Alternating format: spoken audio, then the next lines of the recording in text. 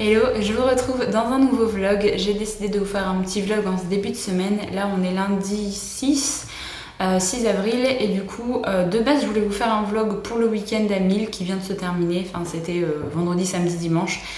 Et en fait j'étais de 1 tellement prise dans mes lectures que j'ai pas pensé à prendre ma caméra, et de 2 j'ai tellement eu une baisse de morale également, j'étais limite en déprime, que je voyais pas l'intérêt de vous montrer ma tête ce week-end. Donc je me suis dit c'est pas très grave, j'ai filmé quelques petits plans là, je vous les ai mis certainement en intro. Je sais pas pourquoi j'ai fait ça d'ailleurs. Du coup j'ai décidé de faire un petit vlog là pour ce début de semaine, pour me redonner un peu la pêche, pour essayer de penser à autre chose, essayer d'être motivée pour faire plein de choses. Et du coup je vais vous dire un petit peu ce que j'ai réussi à dire ce week-end. J'ai donc réussi à terminer enfin l'Empire du Silence, donc de Christopher Ruocco, qui est le premier tome du Dévoreur de Soleil, il est publié chez Brajlon. Ça faisait plus d'une semaine que j'étais sur ce livre-là, donc autant vous dire que je suis très contente d'avoir enfin terminé. Je vais vous en parler, enfin je crois que vous en aurez déjà parlé dans un update lecture, parce que je vais essayer de le tourner pour vendredi. Mais donc voilà, je vous laisse aller voir mon update lecture de toute façon. Ensuite, j'avais prévu de me lire le premier tome de cette intégrale, donc c'est le Trône de Fer, le premier tome, donc de George R.R. Martin. Ça fait très longtemps que je voulais commencer cette saga, je me suis dit c'est l'occasion de commencer le moins le premier tome là ce week-end. Et j'ai réussi à le lire en entier et je suis très très contente. Ça m'a fait tellement plaisir de retourner dans cet univers que j'ai complètement adoré dans la série. Ça m'a fait très bizarre de revoir certains personnages, clairement, de revoir la situation du départ et tout. Mais ça m'a fait également bizarre de retrouver des répliques mot pour mot dans le livre en fait. Clairement, la première saison est très très très très fidèle, limite à la virgule près du roman. Donc c'est assez bizarre, assez déstabilisant de se dire mais je connais cette scène vraiment, je connais la réplique parce que j'ai vu plusieurs fois les premières saisons surtout. Et du coup ça me fait bizarre et j'arrive pas à me détacher de la série quand je lis le livre, mais je pense qu'au fur et à mesure où il y aura des différences, ça va réussir à le faire. Et du coup, voilà ce que j'ai réussi à lire ce week-end. Alors, j'ai lu 380 pages pour le premier tome de Game of Thrones. Et l'autre, il me restait 250 pages. Donc, j'ai pas du tout fait les 1000 pages. Mais c'est pas très grave. J'ai joué à Animal Crossing, j'ai fait plein d'autres choses. Et voilà, comme je vous l'ai dit, j'avais pas forcément le moral. Donc, ça aide pas non plus pour lire. Là, en fait, j'ai commencé... ce matin, j'ai commencé le tome 2 en fait de l'intégrale.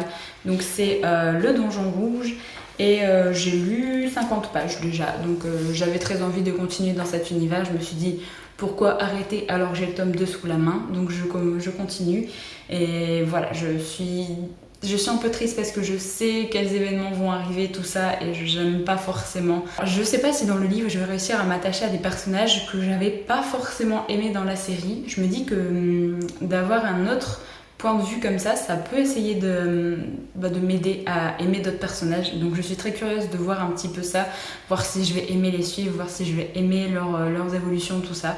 Donc en tout cas voilà, c'est ce que j'ai prévu de lire là aujourd'hui et avec un autre petit livre que je monte tout de suite. Donc il s'agit de L'âme de l'empereur de Brandon Sanderson, qui est un tout petit livre que je voulais lire également ce week-end pour le week-end à 1000 vu qu'il fait 200 pages, mais j'ai pas eu le temps.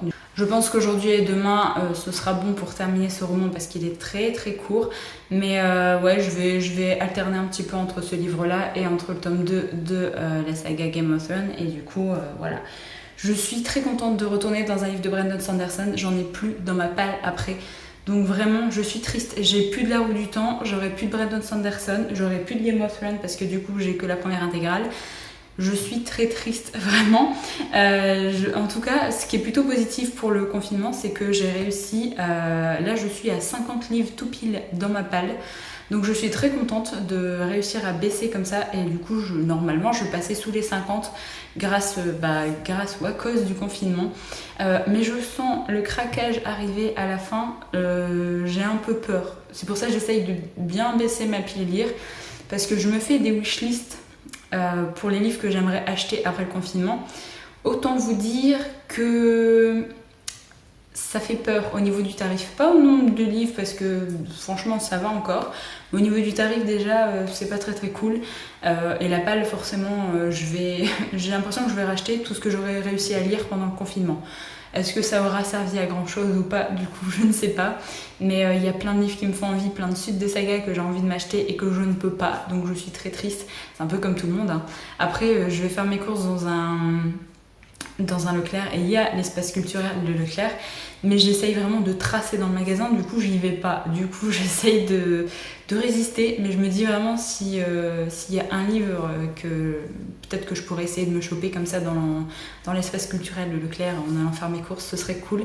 Bref, on verra. Pour l'instant, je trace très très très vite dans le magasin. On y va à deux avec Chris, et de toute façon, on se sépare la liste en deux. On a chacun nos sacs, on prend les trucs et on se casse directement. Donc voilà. Donc je pense vous prendre un petit peu quelques jours là cette semaine. Je sais pas encore combien de jours, combien de temps, mais je vous montrerai au fur et à mesure mes lectures. Et je pense de toute façon bouquiner, faire un peu de cuisine, faire un peu de ménage dans la maison forcément, jouer à Animal Crossing, regarder des films et des séries, et voilà, je pense que c'est à peu près tout le programme.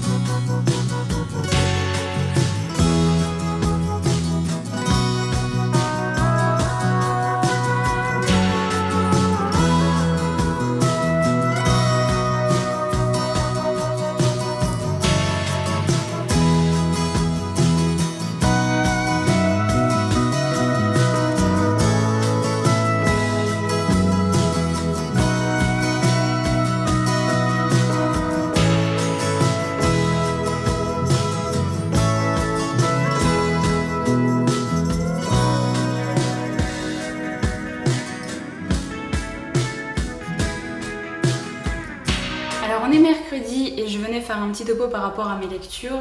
J'ai bien avancé dans le deuxième tome du Trône de Fer, donc du Donjon Rouge. Je suis désolée si vous entendez du bruit, mais Rayla est en train de ronronner. Elle s'amuse. Du coup, j'ai bien avancé, j'ai lu 130 pages déjà, donc j'avance tranquillement et j'aime toujours autant en fait retourner dans cet univers, j'aime toujours autant, mais alors il y a plein de choses qui me dérangent et qui m'ont dérangé également dans la série, je vous en reparlerai en update, mais j'essaye de passer outre et d'avancer juste parce que j'aime beaucoup l'univers, j'aime beaucoup l'histoire, mais du coup le fait de relire et de me retrouver dans cet univers, ça m'a donné envie de me replonger dans un beau livre en fait que j'avais eu. Il s'agit des coulisses de Game of Thrones, donc c'est un très gros roman illustré, tout ça un peu matelassé. Je vous ai montré quelques images dans le plan d'avant normalement si je ne me gourre pas. Et en fait ça m'a juste donné envie de me replonger dans ce livre là parce qu'il y a plein d'explications également, il y a des photos qui sont juste magnifiques, donc clairement c'était trop cool de pouvoir relire un peu certains passages et je pense que tout au long de l'avancée de cette saga j'essaierai de relire certains passages. J'aimerais beaucoup me procurer un autre beau livre qui est également sur la série et que je trouve complètement magnifique. Mais voilà, pour l'instant on ne peut pas vraiment acheter et je me dis que ce sera l'idée d'un cadeau peut-être si jamais pour mon anniversaire ou des choses comme ça, je mettrai ça en idée cadeau si jamais ma mère ou ma famille veut m'offrir quelque chose. J'ai également lu L'âme de l'empereur de Brandon Sanderson, donc là je vous en parlerai direct en update parce qu'il fait 200 pages, donc j'ai peur de trop en dire et de trop vous spoiler là, j'ai pas forcément réfléchi à un résumé qui serait pas spoilant. Mais j'ai passé plutôt un bon moment de lecture, c'était agréable à lire, clairement c'est pas ma lecture préférée de Brandon Sanderson, c'est pas le livre que je préfère parce que c'est trop court pour moi, 200 pages c'est trop court. Mais j'ai beaucoup aimé plein d'idées en fait dans le roman, donc je vous en reparlerai en update. Et du coup, je vais la débuter aujourd'hui parce que hier je voulais le débuter, mais au final la Switch m'a appelé très gentiment et du coup j'ai pas lu en fait hier soir. Je vais débuter le premier tome de la saga Le cycle des démons, donc c'est L'homme rune de Peter Weibret. Enfin, j'arrête pas de vous présenter ce livre là, j'ai l'impression, mais je vais enfin le débuter. J'ai super envie de le lire en fait, clairement. Je trouve que le pitch en fait derrière est hyper intriguant personnellement. Un livre de fantasy où il y a des démons qui sortent de terre, qui dévorent les êtres vivants et tout. Personnellement ça me donne juste trop envie de le lire. Vous avez des runes magiques, des personnes qui sont capables de faire des runes magiques pour se protéger. Voilà, j'ai pas trop envie d'en savoir plus, mais vraiment ça me tente beaucoup et il y a beaucoup de personnes qui m'ont dit que cette saga était juste géniale, donc je vais enfin lire le premier tome. Bon, je suis très contente parce qu'aujourd'hui du coup je vous ai tourné 2 vidéos que normalement vous avez déjà vues, donc un update lecture, la deuxième partie de la FAQ et là en début d'après-midi on doit faire notre sortie pas hebdomadaire parce que du coup on y va vraiment très rarement, mais on doit aller faire des courses et autant vous dire que ça me saoule de devoir y aller. Il y a vraiment des personnes qui en ont absolument rien à faire et qui ne respectent pas les distances de sécurité entre les personnes et tout, et moi ça m'énerve clairement. On peut pas faire de drive de notre côté, tous les drives sont fermés, donc ça c'est très chiant.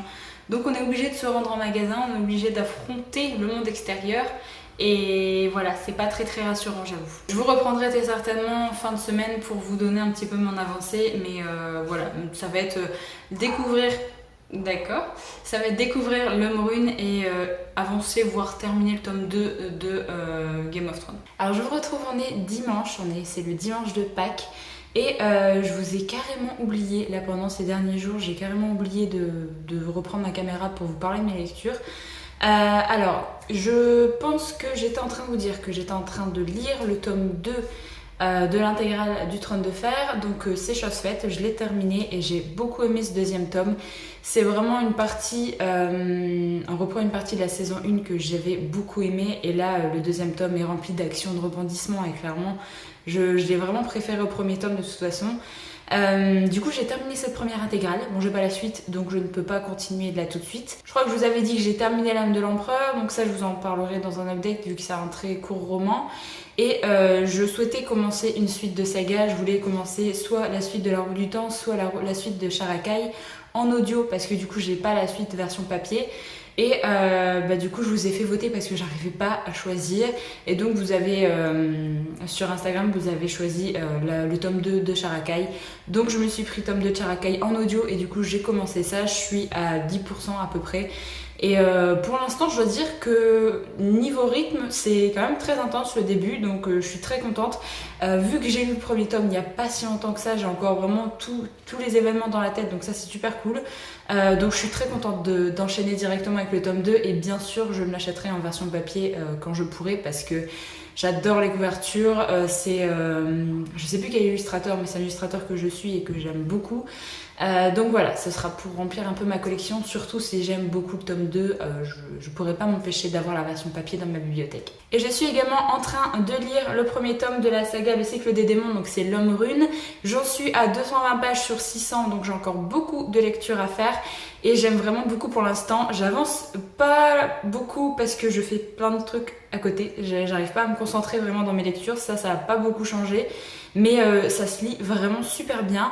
On est dans un monde où les personnes sont obligées de se cacher derrière leur maison, bien souvent. Et en fait, ils sont obligés de tracer des runes un peu partout autour de leur maison pour éviter que durant la nuit, vous avez des démons qui vont arriver, donc des démons qui sortent de terre, des démons du vent, des démons du feu, des démons d'eau, qui vont sortir la nuit et qui vont essayer de tout massacrer sur leur passage. Et pour éviter d'être massacrés, ils se protègent grâce à des runes magiques. Vous aviez des runes également dans le temps, des runes de combat qui permettaient de chasser et de tuer les démons. Là maintenant, les runes ont été perdues, on ne sait plus vraiment les faire et du coup, il reste que des runes de protection qui sont plus ou moins fortes. Et du coup, on est vraiment dans un monde qui est vraiment un peu malaisant parce que vous pouvez sortir de chez vous que la journée, vous êtes obligé de rentrer dès que la nuit tombe et c'est un monde qui est un peu flippant. Moi je trouve qu'il y a vraiment une ambiance comme ça qui est amenée dans le roman qui pour l'instant me plaît vraiment beaucoup. Vous allez suivre une fille également qui est dans un autre village qui a 12 ou 13 ans je crois, non elle a 12 ans. Et en fait, elle est déjà promise à quelqu'un et sa mère attend uniquement ses premiers saignements pour la marier et l'obliger à avoir un gosse directement à cet âge-là. Puisqu'en fait, vous n'avez pas beaucoup de femmes par rapport aux hommes. Et du coup, vous êtes obligé pour continuer à avoir un village, pour continuer à avoir pas mal de personnes, de faire des gamins très très rapidement pour continuer à avoir une certaine population. Sauf qu'elle elle va découvrir que c'est pas vraiment ce qu'elle veut et du coup elle va se rapprocher d'une personne très vieille qui est un petit peu la cueilleuse d'herbes du village et qui sert un peu de soigneuse et du coup elle va apprendre des choses avec cette personne. Et ensuite on va suivre également un troisième personnage qui est un messager qui lui, et alors il y en a très peu mais il y a quelques personnes qui pour garder un peu contact entre les différents villages et les grosses villes vont de ville en ville et de village en village pour donner des nouvelles parce qu'il y a certaines familles qui ont été vraiment dispatchées suite à l'arrivée des démons. Vous avez des personnes qui essayent de communiquer grâce à des lettres. Vous avez également des transports de sel pour prolonger les dates en fait de nourriture pour mettre sur le poisson, sur la viande ou des choses comme ça. Et du coup, vous avez des messagers qui font ce genre de choses. Les messagers sont quand même très importants, sauf que bien souvent, ils ne vivent vraiment pas vieux puisqu'ils sont obligés de passer les nuits dehors, ils sont obligés de se protéger d'une autre façon. Et du coup, on va suivre un troisième personnage qui est un messager et qui va arriver du coup dans la ville, enfin dans le village où vit Arlène. Et pour l'instant, j'aime vraiment beaucoup. Je trouve que le fait d'avoir 3 points de vue comme ça fait un rythme très, très intéressant. Et déjà, rien que le rythme de base est hyper intéressant avec le fait que vraiment les journées sont hyper timées parce que la nuit, vous ne pouvez pas sortir de chez vous. C'est très glauque quand même d'avoir des démons comme ça. Ils sont décrits vraiment de façon un peu dégueulasse. C'est pas des gentils démons. Voilà, pour l'instant, j'aime vraiment beaucoup. J'en suis qu'à 200 pages et je trouve que c'est hyper intéressant, c'est hyper intriguant. J'espère que ça va continuer comme ça, qu'il y aura vraiment un certain rythme qui sera amené tout au long de ce livre et tout au long de cette saga si jamais je veux continuer. Parce qu'il me semble que c'est une saga en 5 tomes et que les tomes d'après sont vachement plus gros. Donc il y a intérêt à avoir un sacré bon rythme. Donc au niveau lecture, c'est à peu près tout. J'ai pas forcément beaucoup avancé dans l'Homme Rune parce que je fais pas mal d'autres choses. J'ai passé pas mal de temps à jouer encore sur la Switch. Je vous avoue que ça me détend, ça me fait penser à autre chose. Et du coup, entre des lectures, j'aime bien. On a également regardé des films d'animation. Alors, Je sais pas si vous savez, mais si vous avez Netflix, je pense que vous êtes au courant. Netflix a maintenant tous les Ghibli disponibles sur la plateforme. Et du coup, on avait commencé à regarder certains animés que personnellement je n'avais jamais vus. J'ai jamais regardé les Ghibli quand j'étais jeune, du coup je les regarde que maintenant.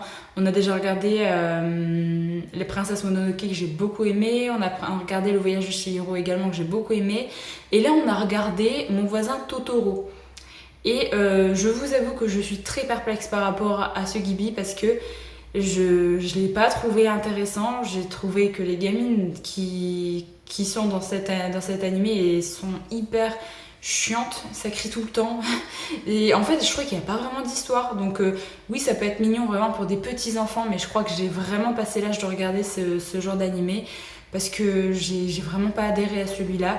Donc voilà, je suis un petit peu triste. Et on a également regardé La Reine des Neiges 2 également parce que du coup on l'avait pas vu, on n'avait pas été le voir au cinéma ou quoi que ce soit. Et moi j'ai plutôt bien aimé, j'ai passé un bon moment. J'ai pas jamais été fan non plus du premier. Mais j'ai passé un bon moment avec ce 2. Donc ouais, je sais pas s'il y aura encore une suite ou pas. Mais je trouve vraiment qu'au niveau visuel c'était très joli. Après il n'y a pas forcément de grosse musique à part une ou deux, je dirais, qui restent beaucoup en mémoire. Mais voilà, je trouve que c'était quand même hyper cool à regarder. Visuellement, c'est vraiment très très joli. Donc voilà, alors je vais maintenant vous parler d'un truc qui m'a été demandé suite à ma FAQ où je vous disais que j'aimais beaucoup tout ce qui touchait au maquillage. Je regardais Marion Caméléon et j'aimais beaucoup ça. Du coup, je vais arrêter de vous parler lecture et si vous n'êtes absolument pas intéressé par ce sujet, vous pouvez quitter cette vidéo, il n'y a aucun souci, puisque là en fait je vais montrer aux personnes qui m'ont demandé, parce que vous avez été plusieurs quand même, à me demander de montrer un petit peu mon maquillage, de montrer un petit peu ce que j'utilisais. Donc si vous n'êtes pas intéressé, il n'y a pas de souci, je vous invite à quitter la vidéo et du coup on se dit à bientôt. Et pour les personnes intéressées, je vais vous retrouver dans ma salle de bain parce que du coup je vais vous montrer directement ce que j'ai là-bas. Alors je vous retrouve, on est dans ma salle de bain, donc vous avez une vision magnifique sur mon chauffe-eau, donc j'espère que vous appréciez. Je vais vous montrer un peu rapidement ce que j'utilise parce que je vois pas forcément trop quoi dire sur les produits. Je me transforme en youtubeuse beauté. Du coup je vais commencer par tout ce qui est teint parce qu'on m'a demandé de faire le teint, les palettes pour les yeux principalement et les rouges à lèvres, donc je vais vous montrer ça. Alors je savais pas si je devais vous parler un petit peu des soins que j'utilise également avant. Je vais vous montrer ça vite fait parce qu'il y a que deux choses. Moi personnellement j'utilise une lotion de chez La Roche-Posay qui est la lotion Effaclar et hydrogène légère parce que c'est ce qu'il y a de mieux en fait pour ma peau parce que j'ai une peau à imperfection qui a tendance grasse et qui est déshydratée et franchement cette crème est juste trop bien parce que elle ne fait pas de film gras dégueulasse comme vous pouvez avoir avec des crèmes hyper nourrissantes parce que franchement, quand vous mettez une crème hydratante, même le soir sur votre visage et que le matin vous vous levez et vous êtes une boule à facettes parce que du coup votre peau n'absorbe pas et que la crème était beaucoup trop riche pour vous, ça c'est cool parce que du coup c'est une crème à base d'eau qui hydrate vraiment et qui ne fait pas de trucs trop gras sur vous. Et même pour le matin, en fait, je mets ça en dessous du maquillage et c'est super bien. Ensuite, au niveau du fond de teint et de l'anti-cerne, j'ai le fond de teint de chez Révolution, de chez Makeup Révolution, donc c'est le Conceal and Define que j'achète sur le site Beauty Bay et du coup j'ai le Conceal and Define, c'est la même chose en fait mais en anti-cerne également. Donc voilà, c'est uniquement les deux choses là que je mets en fond de teint et anti-cerne. Je prends la teinte la plus claire et il y a un autre fond de teint que j'aime beaucoup mais que je n'arrive pas à trouver en teinte très claire, c'est celui-là. C'est le Super Stay de chez Maybelline que je suis obligée de commander sur des sites américains parce qu'en France ils ne vendent absolument pas la même teinte de peau que moi. Genre vous savez la teinte très claire, ils ne la vendent pas, que ce soit sur le site, en magasin, même sur Beauty Bay ils ne l'ont pas, donc je suis obligée de le commander aux États-Unis, le faire livrer, mais c'est juste une horreur. Et du coup j'avais cherché un autre fond de teint qui me corresponde mieux, avec une couleur qui me corresponde, et du coup c'est celui-là que j'ai pris. Et ma foi j'aime bien, il est plutôt cool, il est assez couvrant, il est mat, tout ce que j'aime. Ah oui j'avais oublié, je mets une base en fait avant de mettre mon fond de teint, et du coup moi la base c'est la base de The Ordinary. Donc c'est un primer en fait à base de silicone. Personnellement je trouve que c'est ce qui est de mieux, c'est ce qui lisse le mieux en fait la peau et ce qui fait le plus tenir le fond de teint, surtout en période de chaleur. Donc il est bientôt au bout de sa vie d'ailleurs le truc. Donc. Et pour ce qui est de la poudre que je mets pour fixer le fond de teint, alors celle que j'aime bien c'est celle de chez Kat Von D. Donc c'est la Lock It, donc c'est la transparente que je mets. Et pour les grosses chaleurs, j'avoue que je mets ça sur tout le visage. Et pour les grosses chaleurs, surtout au niveau de la zone T, je mets un peu de RCMA, qui est une poudre que Marion Caméléon avait dit qu'elle était très bien et tout. Du coup je l'ai acheté également sur Beauty Bay. Et en fait c'est une poudre à base de talc qui va vraiment permettre aux peaux qui ont tendance à briller l'été de carrément moins briller, et je l'aime vraiment beaucoup. Alors faut pas en mettre beaucoup parce que sinon vous vous retrouvez avec un truc dégueulasse sur le visage. Mais elle est vraiment très très bien et je l'utilise vraiment pendant l'été et les grosses chaleurs. Bon, ensuite on va passer au niveau des palettes pour les yeux, et je ne sais pas si je vais tout vous montrer parce que personnellement je mets ça dans une petite, un petit panier de chez Action d'ailleurs. Et en fait j'en ai quand même pas mal, donc je vais pas forcément tout vous montrer. Je vais vous montrer mes préférés je pense. Une que j'aime beaucoup mais qui est très très galère à ranger, c'est la Jaclyn Hill. De toute façon toutes les palettes que vous voyez là c'est dû à Marion Caméléon, qui se présente comme ça en fait avec beaucoup de couleurs que j'aime vraiment beaucoup. Ensuite vous avez 3 palettes de la marque Juvia's Place, qui est une marque qui fait des packaging de palettes vraiment super jolies en fait je trouve. Voilà, et en fait c'est des palettes qui sont principalement colorées. Il y a la Festival qui est comme ça, la Mascarade en version mini qui est comme ça, et il reste la Magic qui est comme ça. Donc ça c'est en version grande. Donc j'aime vraiment beaucoup, je trouve que les fards sont super jolis. La seule palette de chez Urban Decay c'était la Naked Heat, pardon, qui est avec des couleurs un peu rouges comme ça que j'aime bien mettre en automne. J'aime beaucoup ces couleurs. Et vu que j'ai les yeux bleus, je trouve que ça ressort plutôt bien. Il y a également celle de chez Kat Von D qui a été sortie pour l'anniversaire de la marque je crois. Et en fait elle est comme ça et j'aime vraiment beaucoup les couleurs. Après elle n'est pas forcément facile à utiliser tous les jours parce qu'il y a des couleurs que je ne mets pas tout le temps.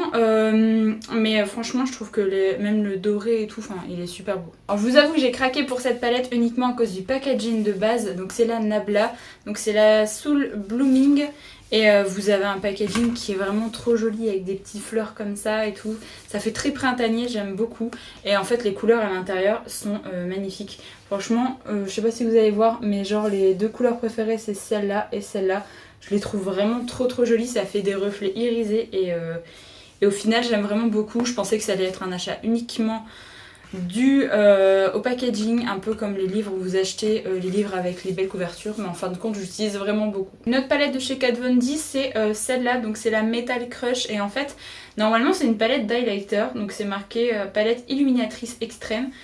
Personnellement je ne mets pas ça en highlighter, c'est des paillettes en fait. C'est 3 paillettes comme ça, une rosée, une un peu blanche nacrée je dirais et une orangée, et en fait moi je mets ça sur les yeux, genre si vous voulez pas vous faire de maquillage ou quoi que ce soit, je l'applique au doigt et en fait ça fait des paillettes sur les yeux et je trouve ça très joli, notamment en été quand vous voulez pas avoir un maquillage qui dégouline de partout. Je trouve ça très sympa. Et ensuite je vais arrêter là. Après c'est 2 palettes de chez Huda Beauty que j'aime beaucoup, donc il y a la Desert Dusk et la petite palette Emerald Obsession que j'avais eu à Noël l'année dernière je crois, qui est vert comme ça, et j'aime trop les couleurs en fait, j'adore le vert moi de base. Et ensuite vous avez la Desert Dusk, mais je pense que beaucoup de personnes la connaissent parce qu'elle est très connue, et j'aime beaucoup les fards de toute façon de cette marque parce que ils vont super bien utiliser, ça marque bien, donc voilà pour le petit moment youtubeuse beauté concernant les fards. Pour ce qui est du mascara, j'utilise toujours des mascaras de chez Maybelline parce que je trouve qu'ils sont pas chers, vous avez ça à moins de 10 €, ils marchent très bien, ils font des cils de fou je trouve.